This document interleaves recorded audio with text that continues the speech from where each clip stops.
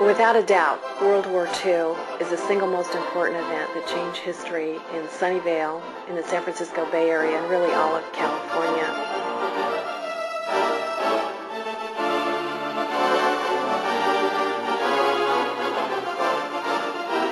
Some people mark the beginning of the defense era in Sunnyvale with the arrival of Lockheed Missiles and Space Company in 1956. But really, defense industry roots run much deeper in Sunnyvale because Sunnyvale has a long history of actively recruiting industry by offering land and labor. Walter Crossman was a turn-of-the-century real estate developer that laid out the town of Sunnyvale. He wanted to call it Murphy in honor of a pioneer rancher, Martin Murphy, Jr. He laid out his town and he called it Sunnyvale and dubbed it the City of Destiny. And he had some success with it. But after the 1906 earthquake in San Francisco, he offered land free to companies that would relocate in Sunnyvale. And one of the companies that did that was the Joshua Hendy Iron Works. It produced placer mining equipment and also public works fixtures like street lamps. It opened in Sunnyvale in 1906. Crossman and other local businessmen were keenly aware of the impending opening of the Panama Canal. And like several other towns around the San Francisco Bay, they envisioned their own deep-water gateway to international trade through the canal. They wanted Sunnyvale to be a deep-water seaport. So when Sunnyvale was incorporated in 1912, its boundaries included a narrow strip of land that extended roughly from today's Murphy Avenue near the train station out to the bay. And for the next 15 years, different developers tried to create a deep-water seaport there. All of those efforts failed, but the strip of land remained part of Sunnyvale's boundaries. In the meantime, the ironworks prospered for a time and during World War I built steam engines called up-and-downers for cargo ships.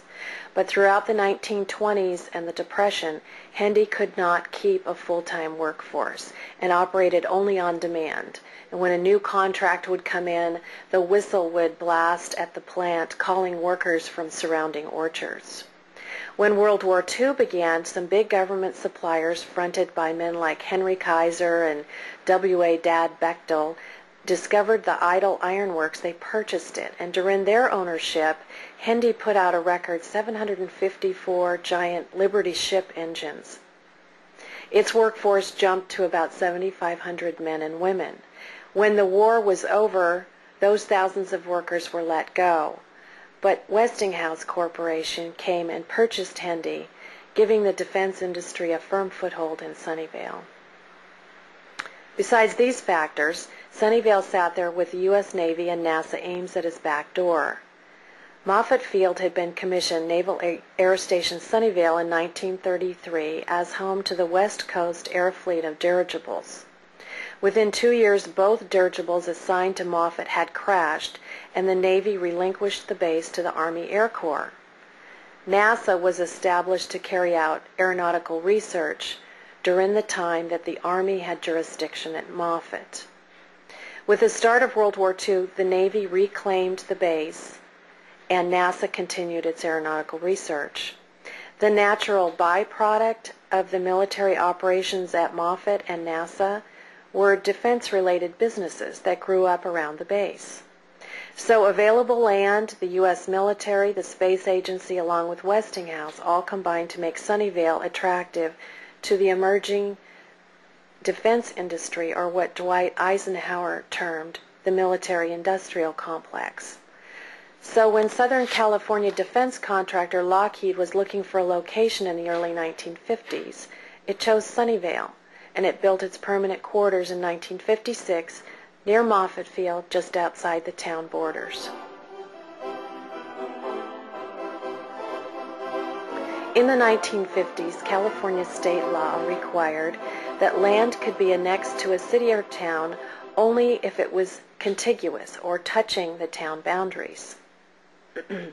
Crossman's narrow strip of land that extended from the center of town out to the bay allowed Sunnyvale to quickly and legally annex thousands of acres to itself. Sunnyvale successfully annexed the Lockheed property, gaining all the tax dollars generated by that company.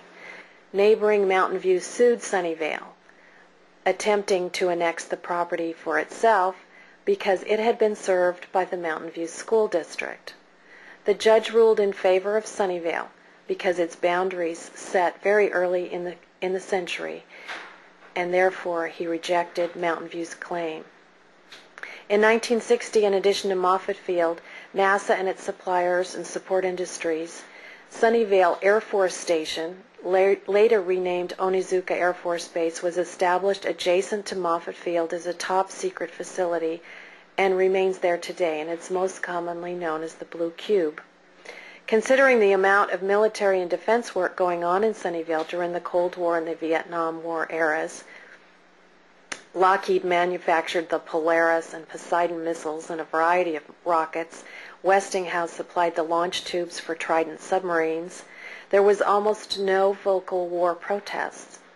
Part of the reason might be the secrecy under which these businesses operated. The Blue Cube had no windows. Co-workers at most of the defense and aerospace companies did not know what the person in the next office or even the next cubicle was working on, and the companies did extensive background checks on employees and their family members and instilled a real sense of paranoia.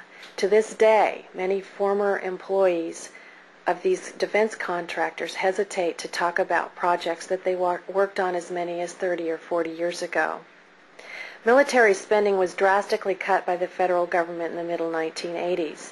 When the Berlin Wall came down and the Cold War was officially over, massive job layoffs plagued defense workers.